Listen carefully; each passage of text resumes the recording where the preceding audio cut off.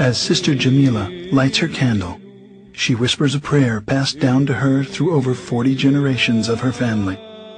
The rising smoke carries her prayer high into the heavens. She is a member of the original Christian church, started almost 2,000 years ago. But what happened to this original church, and where do we find it?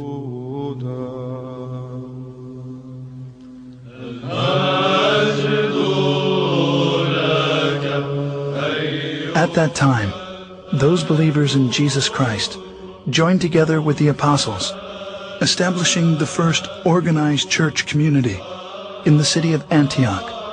It is there in Antioch that they were first called Christians, as stated in Acts 11:25.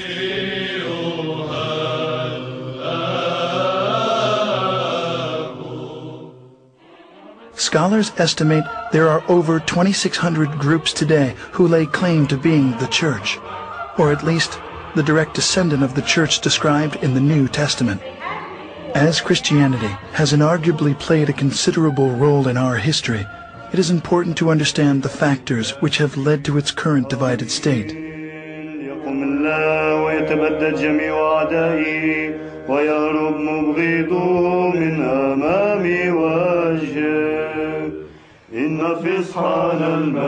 With the birth of the Church of Jesus Christ at Pentecost, the apostles made many missionary journeys. Over time, 5 patriarchates were established in Antioch, Jerusalem, Rome, Alexandria, and Constantinople. The apostle Peter was the first bishop of Antioch. 12 years later, he became the first bishop of Rome, leaving the apostle Paul as the head of the Antiochian church, while James, the brother of Jesus, was the first bishop of Jerusalem. Even though they were in full communion with one another, disputes arose over the adherence to the Old Testament law. James gave the solution to settle all doctrinal and moral issues through ecumenical councils, and the church flourished for 1,054 years. The first council was known as the Council of Jerusalem, as documented in Acts 15. In the history of the Christian Church, we find scores of such councils, establishing its canon laws, which the Orthodox regard as the faith of the apostles, faith of the fathers, faith of the Orthodox, the faith which has established the universe.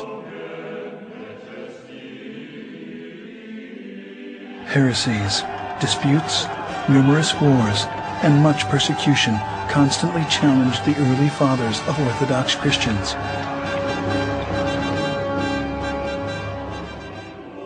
But because the church was unified, it continued to survive.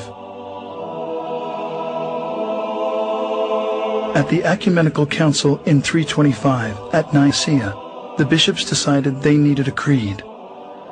After much prayer and some 90 years, what's known today as the Nicene Creed was finally written.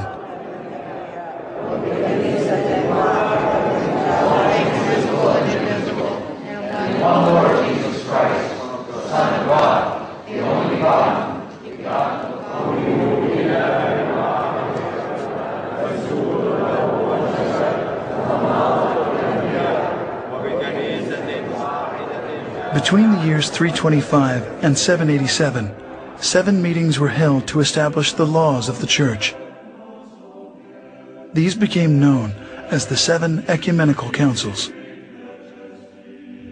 The faith of the Church at the close of its first 1,000 years was the same. The doctrine, the creed, the government were all recognized as one everywhere. This one church was the Orthodox Church, which has weathered many attacks.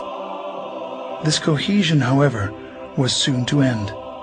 As the first millennium was drawing to a close, tensions began to mount between the Western Church, Rome, and the 4 Eastern churches. The bishops of Rome began to claim authority over the other 4 churches, on the claim that the Roman Patriarch was the only true successor of Peter. 2 giant issues emerged.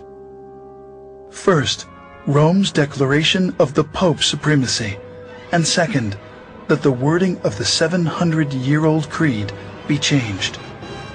As disunity led to conflict, a cardinal was sent by the Roman bishop to slap a document on the altar of the church in Constantinople during a Sunday worship, excommunicating the Patriarch of Constantinople from the church.